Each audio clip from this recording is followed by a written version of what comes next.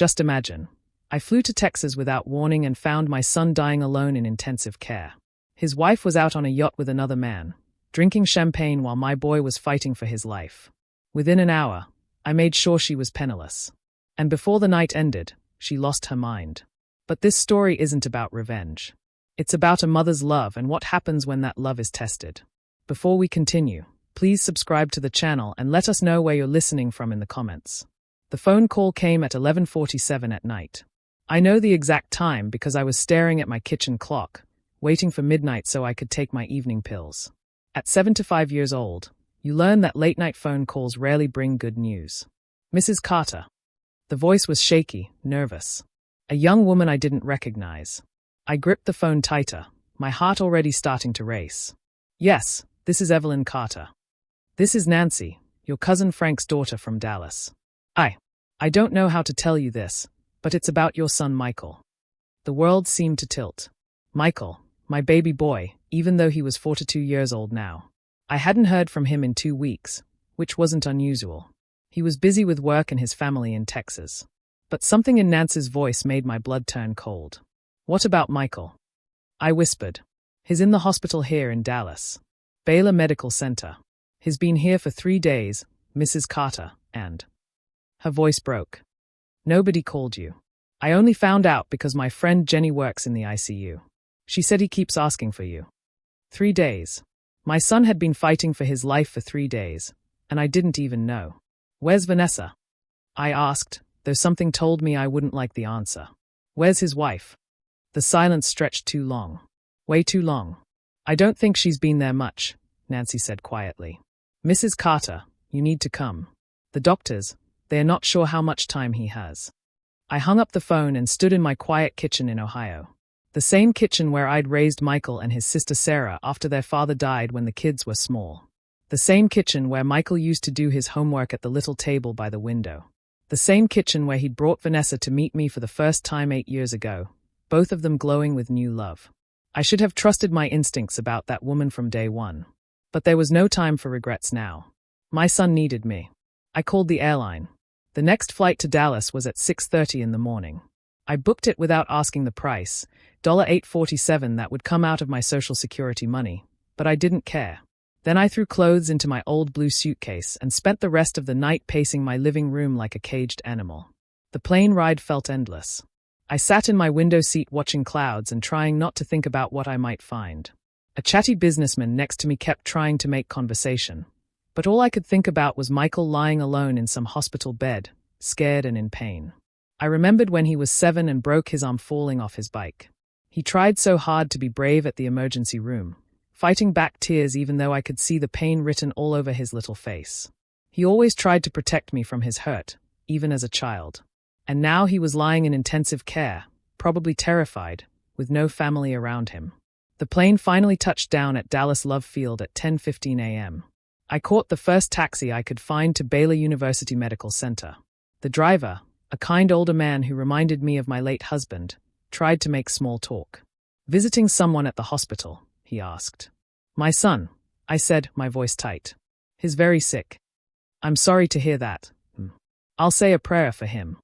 That almost broke me right there in the back seat. A complete stranger was willing to pray for my boy, but his own wife couldn't be bothered to stay by his side. Baylor Medical Center was massive and confusing. Long corridors stretched in every direction, with signs pointing to different wings and floors. I asked 3 different people before I finally found the intensive care unit on the 4th floor. The ICU was eerily quiet except for the steady beeping and humming of machines keeping people alive. The smell of disinfectant hung heavy in the air, bringing back painful memories of when my husband was dying in a place just like this. I approached the nurse's station, where a young woman with kind eyes and tired shoulders was typing on a computer. Excuse me, I said. I'm looking for my son, Michael Carter. He was admitted 3 days ago. She looked up at me, and her whole expression softened. Oh, Mrs. Carter. Michael has been asking about you constantly. He's in room 412, just down that hall. But I should prepare you, he's very weak right now. Thank you, dear, I said. Then I had to ask the question that was eating me alive. Has his wife been here? Vanessa Carter. The nurse glanced around to make sure no one else was listening, then leaned closer. She came by briefly on Monday when he was first admitted, she whispered. Maybe 20 minutes. She said she had important things to take care of. We haven't seen her since. My hands started shaking, not from age, but from pure rage. I kept my voice calm. I see. Thank you for telling me. I walked down that endless hallway toward room 412, and with each step, my heart broke a little more. My son, my precious boy, lying alone while his wife was off handling important things. When I pushed open the door to his room, nothing could have prepared me for what I saw. Michael lay in that hospital bed looking so small and fragile it took my breath away. Tubes snaked from his nose and arms. Machines surrounded him, their screens showing numbers I didn't understand but somehow knew weren't good. His face was gray and thin, like he'd aged 10 years in the past month. But the worst part wasn't how sick he looked. It was how completely alone he was. No flowers on the bedside table. No get-well cards taped to the wall. No sign that anyone who loved him had been there. Just my son, fighting for his life in a sterile room with nothing but machines for company. I dropped my purse and rushed to his side. Michael, I whispered, taking his cold, thin hand in both of mine. Mama's here, baby. Mama's here now. His eyes fluttered open, and when he saw me, tears started streaming down his cheeks. Mom, he said in a voice so weak I could barely hear it. You came all this way. Of course I came, I said, fighting back my own tears. I'll always come when you need me. Always. I pulled the uncomfortable hospital chair as close to his bed as I could get it and sat down, never letting go of his hand. Mom, I've been so scared, he admitted, just like when he was little and had nightmares about monsters under his bed. I know, sweetheart. But I'm here now, and I'm not going anywhere. You tell me everything. How long have you been feeling sick? What do the doctors say? As Michael began to talk, telling me about months of exhaustion he'd ignored, about doctor visits Vanessa said were unnecessary, about finally collapsing at his office 3 days ago, I felt something cold and hard growing in my chest. Not once in his story did he mention Vanessa helping him or supporting him. Where is Vanessa now? I finally asked, though I had a sinking feeling I already knew. Michael's face crumpled with shame. He turned his head away from me.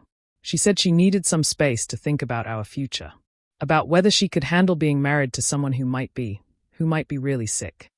His voice got smaller. She went to stay with some friends for a few days, to clear her head. What friends? I asked gently. Michael just shook his head. I don't really know them. People she met at her yoga class. That's when I knew for certain. A loving wife doesn't abandon her sick husband to clear her head with strangers. Not unless those strangers were offering her something she valued more than her marriage vows. I spent the next 4 hours at Michael's bedside, talking to his doctors and learning the full scope of how sick he really was. He'd been fighting a serious blood infection for months, but it had gone untreated until his body finally gave out at work. Why didn't he seek medical attention sooner? I asked Dr. Rodriguez, a compassionate woman, about my son's age. He said his wife kept telling him he was just stressed from work, that he needed to stop being dramatic and push through it. I bit my tongue so hard I tasted blood. Around 6 p.m., I went to get coffee from the machine down the hall. That's when I overheard 2 nurses talking quietly by the elevator. That poor man in 412, one said. His wife hasn't visited once since Monday, but she's been posting all over social media about some yacht party. A yacht party, the other nurse gasped, while her husband's dying in the ICU. My coffee cup slipped from my fingers and shattered on the floor, sending hot liquid everywhere. I didn't stop to clean it up. I walked straight to the family waiting room and pulled out my phone with shaking hands. If Vanessa was stupid enough to broadcast whatever she was doing instead of caring for my son, then I was going to see every last bit of it. It took me several tries to find Facebook on my phone. Technology wasn't my strong suit. But when I finally got to Vanessa's page, what I saw made my blood freeze in my veins. There she was, posted just 2 hours earlier. My son's wife in a bright red bikini on some luxury yacht, champagne glass raised high, laughing like she didn't have a care in the world. Her other arm was wrapped around a tall, tan man I'd never seen before. A man who definitely wasn't Michael. The caption made me physically sick. Living my best life. Living her best life. While my son fought for his. I scrolled down with trembling fingers and found 3 days' worth of evidence. Expensive restaurants. Poolside cocktails. More champagne. More pictures with the same man, who got progressively more handsy as the photos went on. In the most recent picture, they were kissing. My son's wife was kissing another man while he lay dying in a hospital bed, asking for his mother.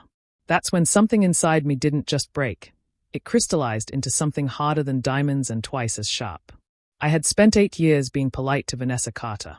8 years biting my tongue when she was rude or dismissive. 8 years watching her spend money like water while Michael worked himself sick trying to keep up with her expensive tastes. 8 years telling myself that Michael seemed happy, and that was enough. But Michael wasn't happy. Looking back, I could see it clearly now.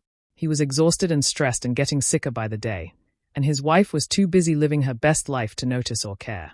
Well, I was about to make sure her best life came to a very sudden end. I found the hospital chapel, a quiet little room with simple wooden pews and a cross on the wall. I sat in the front row, said a quick prayer for Michael's healing, and then got down to business. First, I called my bank back in Ohio. After 20 minutes of being transferred and answering security questions, I finally reached someone who could help me. Mrs. Carter, what can I do for you today? I need to remove someone from all my accounts immediately, I said calmly. My daughter-in-law, Vanessa Carter. Remove her access to everything. May I ask the reason for this change? She's no longer part of this family. Within 15 minutes, every credit card in Vanessa's wallet that connected to my money became worthless plastic. You see, when Michael and Vanessa got married, they were young and struggling. I wanted to help them build a good life together. So I added Vanessa to my accounts, paid for their car, their apartment, even their $15,000 wedding. Over the years, I'd continued helping, not because I had to, but because I loved my son and wanted him to be happy. I'd been funding the very lifestyle that was destroying him. After the bank, I called the credit card companies. American Express, Visa, MasterCard. One by one, I canceled every card with Vanessa's name on it. Then I called the cell phone company and removed her from our family plan. By 8 p.m., I'd spent an hour systematically dismantling the comfortable little world I'd built for the woman who abandoned my dying son. I walked back to Michael's room feeling calmer than I had all day. He was awake and looking slightly better.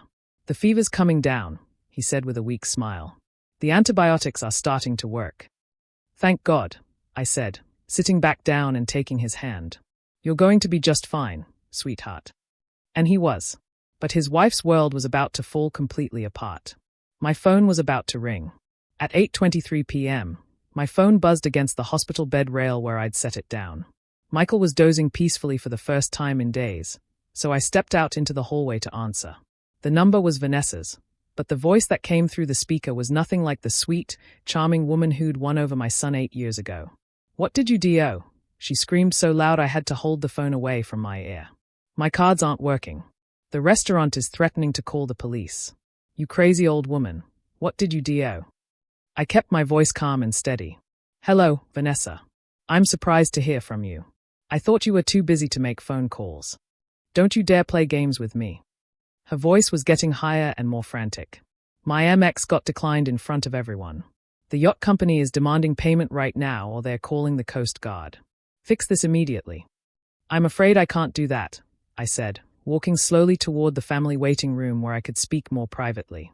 You see, I've removed you from all my accounts. The silence on the other end lasted so long I thought the call had dropped.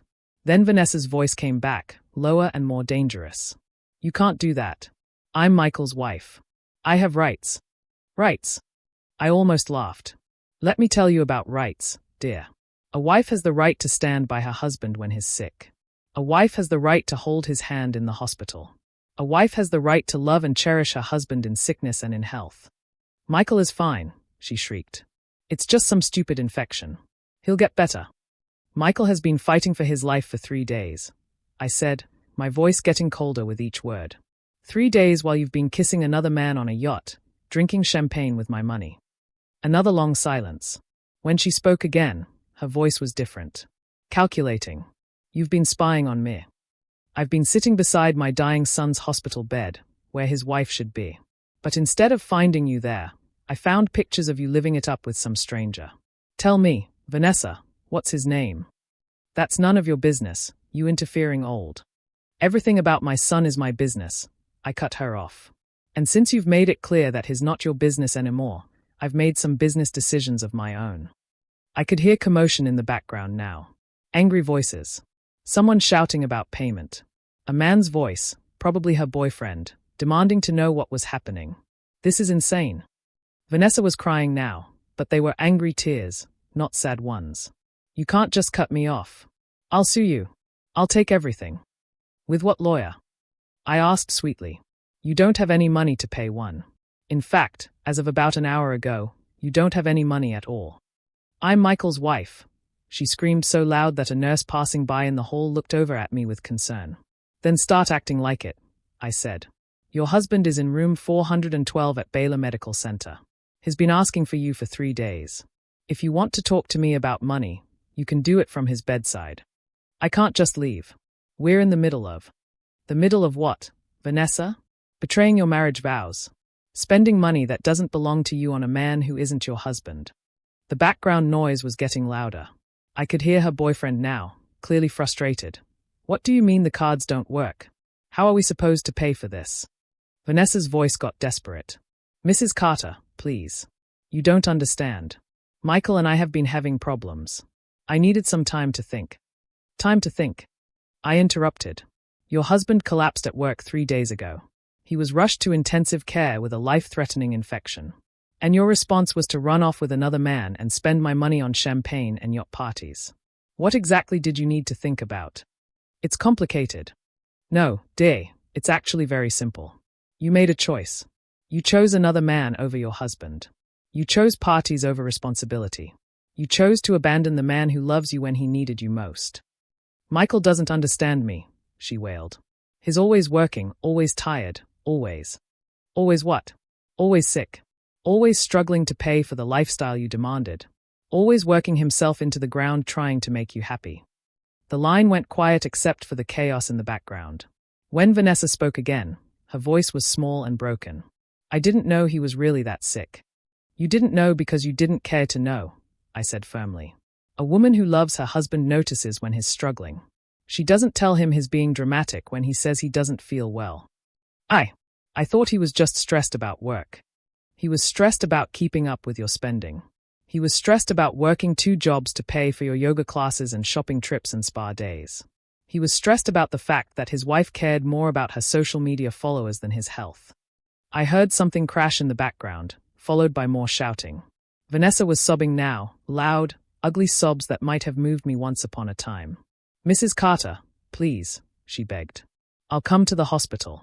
I'll make this right. Just please turn my cards back on. I'll pay you back, I swear.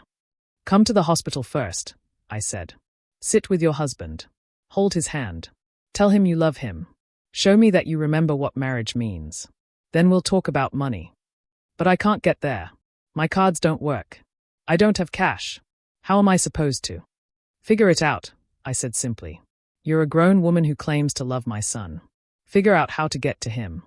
What happened next was something I'll never forget, even if I live to be 100. Vanessa started screaming, not words, just raw, animalistic sounds of rage and panic. I could hear things breaking in the background, voices shouting, chaos erupting all around her. You ruined everything, she shrieked when she could form words again. Everything.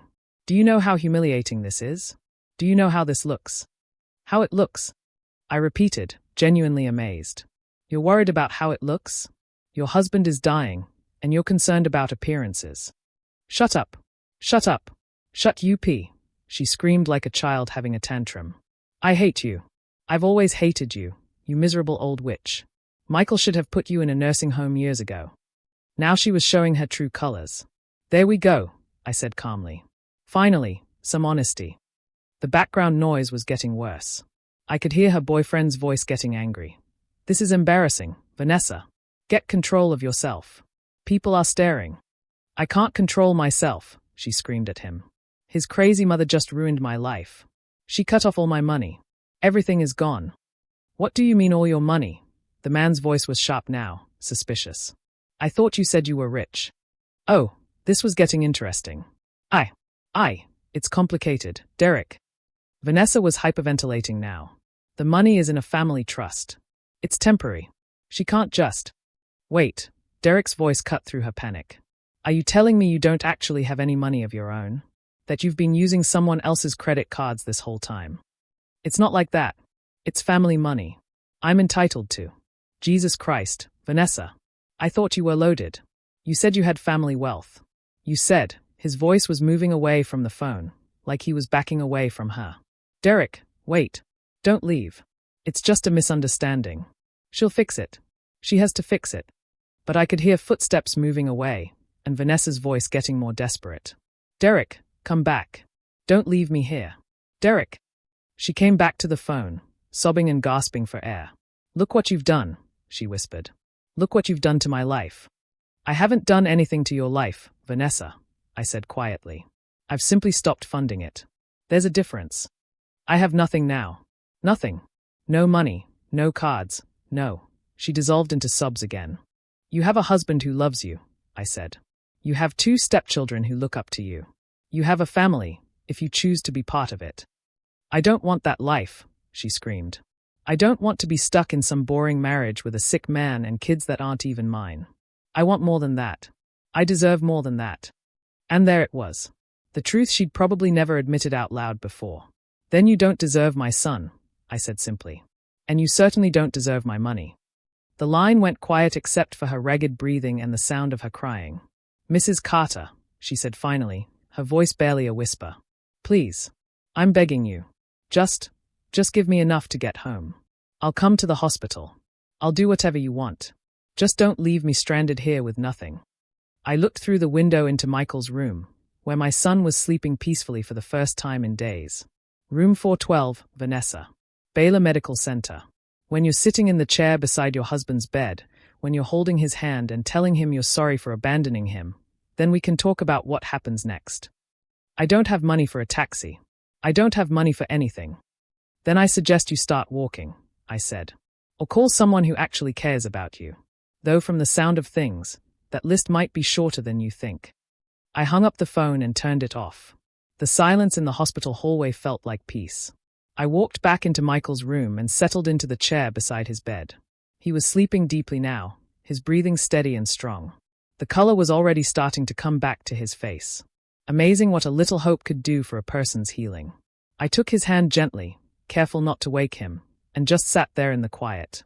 For the first time in 3 days, I felt like I could breathe properly. Around 10 p.m., a different nurse came in to check Michael's vitals, an older woman with gray hair and kind eyes who reminded me of my sister. Are you planning to stay the night, honey? She asked softly. If that's allowed. I don't want to leave him alone again. She smiled and patted my shoulder. Of course it's allowed. Your family. Let me get you a blanket and maybe a better chair. That one's not meant for sleeping. Thank you, dear. You're very kind. As she was adjusting Michael's fore, she glanced toward the door and lowered her voice. I couldn't help but notice. Your son's been asking about his wife constantly since he got here. Is she coming? I looked at my sleeping son, so peaceful now compared to how scared and lonely he'd been when I arrived. I honestly don't know, I said. But either way, he won't be alone anymore. The nurse nodded like she understood exactly what I meant.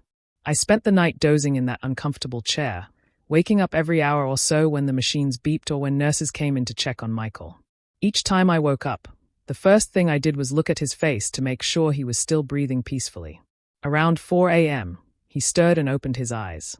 Mom, he whispered. You're still here. Where else would I be? I said, leaning closer to him. How are you feeling, sweetheart? Better. Much better. He tried to sit up a little, and I helped him adjust his pillows. Mom, I need to tell you something about Vanessa and me. My heart clenched. What is it, honey? Things have been bad between us for a long time. Months, maybe even years. I kept thinking if I just worked harder, made more money, gave her everything she wanted, she'd be happy with me again. I squeezed his hand gently. Michael, you can't make someone love you by exhausting yourself. I know that now, he said, tears starting to fill his eyes. When I collapsed at work, the first thing I thought about wasn't the pain or being scared. It was whether Vanessa would even care. That broke my heart into a million pieces. And did she? I asked, though I already knew the answer. He shook his head. She came to the hospital that first day, but she seemed annoyed. Like my being sick was inconvenient for her plans. She kept checking her phone and talking about some trip she'd been planning with friends. What kind of trip? I don't know. She said it was just a girls' weekend, that she needed to get away from all the stress. But Mom. He looked at me with such pain in his eyes. I don't think she was going with girls. I felt that familiar cold anger settling in my chest again. What makes you say that? She's been different for months. Secretive. Always on her phone, always going out. She bought all these new clothes, expensive clothes, and when I asked about the credit card bills, she said it was none of my business because the money came from you anyway. So she'd been throwing my generosity in his face, making him feel small for questioning her spending. Michael, I need you to know something, I said carefully. I removed Vanessa from all my accounts last night. He stared at me for a long moment. You did what? I cut off her access to my money. All of it. Credit cards, checking account, everything. I expected him to be angry, or at least upset. Instead, he closed his eyes and let out a long, shaky breath. Thank God, he whispered. You're not mad. Mad? Mom, I've been drowning trying to keep up with her spending. Every month, the bills got higher. Every month, she wanted more. I was working 60 hours a week and it still wasn't enough. He opened his eyes and looked at me. Why now? What made you decide to cut her off? I pulled out my phone and showed him Vanessa's Facebook page. His face went white as he scrolled through the pictures. She posted these while I was in the hospital, he asked in disbelief. Yesterday and today. While you were asking for her, she was on a yacht with another man, drinking champagne and living her best life with my money. Michael stared at the pictures for a long time, his jaw getting tighter with each one. When he got to the picture of Vanessa kissing the other man, he handed my phone back without a word. I'm sorry, Mom, he said finally. Sorry for what? For letting her treat you badly all these years. For not standing up to her when she was rude to you. For letting her spend your money like it was water. His voice cracked. For making you clean up my mess. Michael Carter, you listen to me, I said firmly, taking his face in my hands the way I used to when he was little. You didn't make this mess. You tried to save a marriage to a woman who didn't deserve you. That's not your fault. That's you being a good man with a kind heart. But I should have seen what she really was. Love makes us blind sometimes, sweetheart. Even when other people can see the truth clearly, we hold on to hope that the person we fell in love with is still in there somewhere. Is she ever coming back, do you think? He asked quietly. Before I could answer, there was commotion in the hallway outside his room. Loud voices, someone crying, and the sound of security guards' radios crackling. Michael and I looked at each other. I think, I said slowly, we're about to find out. The commotion got closer, and then we heard her voice, high-pitched and hysterical, coming down the hall. I need to see my husband. You can't keep me out. I'm his wife. You need to calm down, a security guard's voice responded. Visiting hours don't start until. I don't care about visiting hours. My mother-in-law is in there poisoning him against me. She's trying to steal my husband. Michael closed his eyes and sighed. She came. She did, I said, standing up and straightening my shoulders. The question is, what state is she in? We found out 30 seconds later when Vanessa burst through the door, followed by a very large, very tired-looking security guard. She looked terrible. Her hair was a mess, her makeup was smeared down her face, and she was wearing the same red dress from the yacht party, except now it was wrinkled and stained. She was barefoot, carrying her high heels in one hand. Michael, she sobbed, rushing toward his bed. Baby, I'm so sorry. I came as soon as I could. She tried to throw herself on him, but I stepped between her and the bed. Vanessa, I said calmly. You look like you've had a difficult night. She glared at me with pure hatred. You ruined everything. Everything. Do you know what I had to do to get here? I assume you found someone willing to pay for a taxi, I said. Though from the looks of you, it took a while. I had to beg, she screamed. I had to beg strangers for money. I had to call my sister at 3 a.m. and have her wire me bus fare. I've been on a Greyhound bus for 6 hours with no money, no food, nothing. Michael was staring at her from his hospital bed, and I could see him really looking at his wife, maybe for the first time in years. Seeing her not as the woman he'd fallen in love with, but as the person she'd actually become. Where's Derek? He asked quietly. Vanessa's face crumpled. How do you know about Derek? Mom showed me your pictures. Those pictures don't mean anything. He's just a friend. We were just. Just what, Vanessa? Michael's voice was getting stronger, clearer. Just kissing on a yacht while I was fighting for my life. Just spending my mother's money on champagne while I was alone and scared. It wasn't like that. But her protest sounded weak, even to her. The security guard cleared his throat. I'm going to need you to keep your voice down. This is a hospital. Vanessa whirled around to face him. This is between me and my family. Get out. Actually, I said calmly, this is my son's room, and I think we all need to have a conversation. Officer, would it be possible for us to have some privacy? The guard looked uncertain. I can wait outside the door, but if there's any more shouting. There won't be, I assured him. Will there, Vanessa? She glared at me but nodded. Once the guard left, closing the door behind him, the three of us sat in uncomfortable silence for a moment. Vanessa was still standing at the foot of Michael's bed, looking like a cornered animal. Sit down, I said, gesturing to the other chair in the room. I don't want to sit down. I want to know what you told my husband about me. I didn't tell him anything, I said honestly. I showed him your Facebook page. Your own pictures told him everything he needed to know. Vanessa's face went red. You had no right. I had every right. I cut her off. When you started spending my money on another man while my son was dying, you made it my business. Michael's not dying, she snapped. Stop being so dramatic. He has an infection. People get infections all the time. People die from infections all the time too, Michael said quietly. Especially when they go untreated for months because their wives tell them to stop complaining. Vanessa's mouth opened and closed like a fish. For the first time since she'd walked in, she seemed to really look at Michael, at how thin and pale he was, at all the machines, at the 4 in his arm. I didn't realize it was this serious, she said, her voice smaller now. Because you didn't want to realize it, I said. Because a sick husband didn't fit into the lifestyle you wanted to live. She sank into the chair, all the fight seeming to go out of her at once. For a moment, she looked almost like the young woman who'd won my son's heart all those years ago. But only for a moment. Michael, Vanessa said, her voice shaking. I know how this looks, but you have to understand.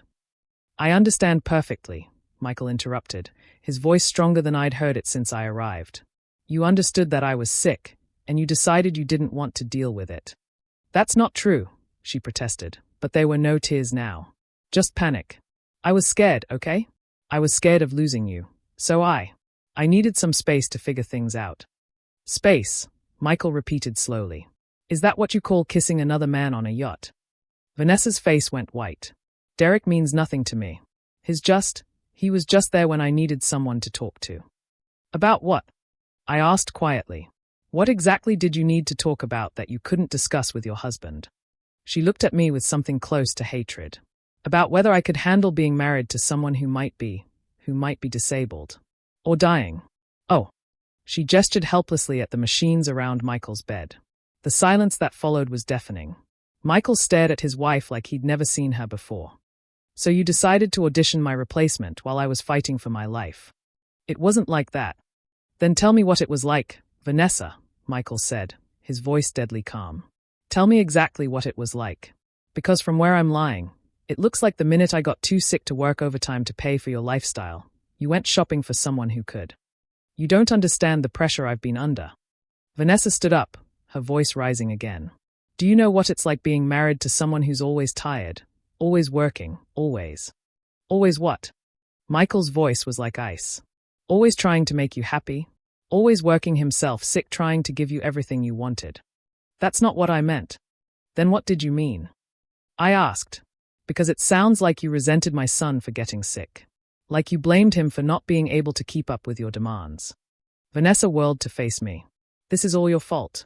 You spoiled me with your money and then just cut me off without warning. You made me depend on you and then abandoned me. I made you depend on nothing, I said firmly. I gave you help when you needed it, and you turned it into an expectation. I gave you generosity, and you turned it into entitlement. I'm his wife, she screamed, pointing at Michael. I deserve to be taken care of. By who? Michael asked quietly. By me, while I work myself to death. By my mother, while you spend her retirement money on other men. I didn't spend it on Derek. I spent it on me. While you were with Derek, I pointed out. There's a difference, but not much of one. Vanessa looked between Michael and me, and I could see the exact moment when she realized she was losing this fight. Her whole demeanor changed, becoming manipulative and pleading. Baby, she said, moving closer to Michael's bed and trying to take his hand. I know I made mistakes. I know I handled this badly. But I love you. I've always loved you. Can't we work through this? Michael looked down at her hand on his, and very gently, he pulled away. Vanessa, he said softly, if you loved me, you would have been here 3 days ago when I was scared and alone. If you loved me, you would have noticed I was getting sicker instead of telling me to stop complaining. If you loved me, you wouldn't have been kissing another man while I was fighting for my life. But I'm here now, she said desperately. I came back. I rode on a bus for 6 hours to get here. You came back because your credit cards stopped working, I said quietly. You came back because Derek left you when he found out you don't have your own money. You came back because you had nowhere else to go. That's not true. Then prove it, Michael said. Leave your phone here with me. Don't call Derek. Don't contact him. Don't even think about him. Move back home and take care of me while I recover. Get a job to help with the bills instead of relying on my mother's money. Show me that you want to be my wife, not just someone who's married to me. Vanessa stared at him for a long moment. I could practically see the wheels turning in her head, weighing her options. I can't just cut Derek out of my life completely. He's been a good friend to me during this difficult time. And there it was. The truth she couldn't quite bring herself to say out loud. Michael closed his eyes and leaned back against his pillows. When he opened them again, he looked older somehow. Sadder, but also relieved. Then you've made your choice, he said simply. Michael, don't be unreasonable. I'm not being unreasonable. I'm being clear. I'm asking you to choose between your husband and another man. The fact that you can't make that choice immediately tells me everything I need to know. Vanessa's face crumpled. You're not being fair. You can't ask me to just throw away a friendship. A friendship, Michael repeated. Is that what you call it when you kiss someone who isn't your husband? It was just, we were drinking, and... Stop. Michael held up his hand. Just stop. Every word you say makes it worse. Vanessa stood there for a long moment, looking lost and desperate. Finally, she turned to me. Mrs. Carter, please. You have all the power here. You control the money. Tell Michael he's being unreasonable. Tell him that marriages go through rough patches. Tell him. Tell him what, exactly? I asked. That he should accept being cheated on. That he should be grateful you came back when you ran out of other options. That he should apologize for getting sick and inconveniencing your lifestyle. I never said. You didn't have to say it, dear. You showed it. You showed it every time you complained about his medical bills. Every time you rolled your eyes when he said he wasn't feeling well. Every time you chose your social life over his health. Vanessa looked between Michael and me, and I could see her trying one last manipulation. Fine, she said, lifting her chin with fake dignity. If this is how you both want it, I'll go. But Michael, when you're better, when you realize what you've thrown away, don't come crawling back to me. I won't be waiting. Michael looked at her for a long moment, and when he spoke, his voice was gentle but final. Vanessa, I stopped waiting for you months ago. I just didn't realize it until now. She stared at him, mouth open, clearly expecting him to take it back or beg her to stay. When he didn't, she grabbed her purse and headed for the door. You'll regret this, she said, her voice shaking with rage. Both of you. When you're stuck taking care of a sick man for the rest of your life, she said to me, remember that I offered to stay. Honey, I said calmly, taking care of people you love is a privilege, not a burden. The fact that you see it as punishment tells me everything I need to know about why this marriage was never going to work. She slammed the door so hard that the security guard came running. We heard her voice echoing down the hallway as she left, still shouting about how unfair we were being. And then, finally, there was silence. Michael and I sat quietly for a few minutes, listening to the steady beep of his heart monitor and the soft hum of the air conditioning. I'm sorry, Mom, he said finally. For what now? For putting you through all that. For letting her treat you badly for all these years. For Michael James Carter, I interrupted, using his full name like I did when he was little. If you apologize one more time for something that isn't your fault, I'm going to smack you with this bedpan. That made him laugh, really laugh, for the first time since I'd arrived. Yes, he said, grinning. But Mom, thank you. For coming here. For standing up for me. For... He gestured around the room. For all of it. You're my son, I said simply. This is what mothers do. Michael made a full recovery. The antibiotics cleared up the infection, and once the stress of his failing marriage was gone, his body healed remarkably quickly. He moved back to Ohio to be closer to me while he figured out his next steps. We found him a small apartment just 10 minutes from my house, and he got a job at a local company that actually values work-life balance. Vanessa filed for divorce 3 weeks after the hospital confrontation. She asked for half of everything, including half of my money, claiming it was marital property. Her lawyer dropped her when she couldn't pay his fees. The divorce was finalized 2 months ago. Michael kept the house in Texas, which he promptly sold, and Vanessa got her freedom and exactly what she'd contributed to the marriage, nothing. I heard through Nancy that Vanessa moved in with Derek for a while, but that didn't last long once he realized she expected to be supported without contributing anything. Last I heard, she was back living with her parents and working at a department store, complaining to anyone who would listen about how badly she'd been treated. As for Michael and me, we're doing just fine. He comes over for dinner twice a week, and we've started taking weekend trips together, something we never did when he was trying to keep up with Vanessa's demands. Last month, he started dating a lovely woman named Sarah who works at the local library. She's kind and funny and thinks Michael hung the moon. When I first met her, she brought him soup when he had a cold and stayed to make sure he was okay. That's when I knew she was a keeper. This morning, Michael called to tell me Sarah said yes when he asked her to marry him. This time, I won't have to wonder if his wife really loves him. And if you're wondering whether I feel guilty about what I did to Vanessa, the answer is no. I don't feel guilty for protecting my son from someone who saw him as a meal ticket rather than a partner. I don't feel guilty for refusing to fund a lifestyle built on betrayal and selfishness. What I did wasn't revenge. It was love. Love for a son who deserved so much better than what he was getting. Love that sometimes means saying no, even when it's hard. Love that sometimes means cutting off the things that are poisoning the people you care about. Vanessa made her choices long before I made mine. She chose another man over her husband. She chose parties over responsibility. She chose to see Michael's illness as an inconvenience rather than an opportunity to show her love through service. I simply chose to stop enabling those choices. And Michael, he chose to finally see his worth. He chose to stop accepting crumbs from someone who should have been giving him a feast. He chose healing over heartache.